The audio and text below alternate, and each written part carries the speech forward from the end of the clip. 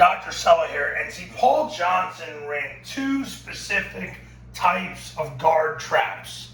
The first one was called 30-31, and what that is that traps the first player off the guard. So you got the guard blocking gap down backer, same thing with the center. You got the tackles have the linebackers. However, then the guard traps the first person from the guard out, helmet to the left, right form, through him, drive him out of bounds. A-back would twirl, and then he would load. Receiver has the safety. Backside receiver cuts off. Quarterback jumps to the left like he's running triple left. The B-back runs through the ball. He bends off the guard's play side hip and scores. And then the A-back comes around on the pitch. Quarterback turns his belly button to the line of scrimmage and carries out the fake to fake the counter option. That's the first trap. The second trap is what Paul called 32-33. Now, this is the trap they predominantly run today. You'll see Air Force run it, you see Army run it, Navy run it. And this is the long trap. This is when you trap the first person off the tackle.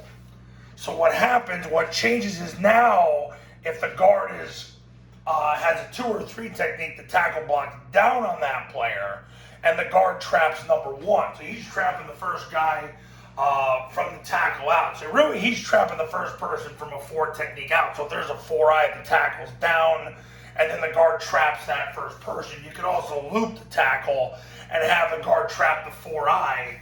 You can do that as well. They used to make a 4-eye call when that was the case. But that's the difference. If you look at everybody else, nobody else's job changes other than the guard now traps the first right off the tackle. So there was 2 types of guard traps that Paul ran. He ran 30-31, which is he trapped the first person off the guard, and 32-33, which is the trap they predominantly run today, which is you trap the first person off the tackle. Now, like I said, you can make a 4-eye call to trap the 4-eye and have the tackle loop. The tackle would make the 4-eye call. Or you can have the tackle block down and then they trap the first threat off the tackle, which means basically you're trapping number 2. So I've seen them do it multiple ways, but that's how it's done. So those are the 2 types of guard traps that Paul Johnson ran.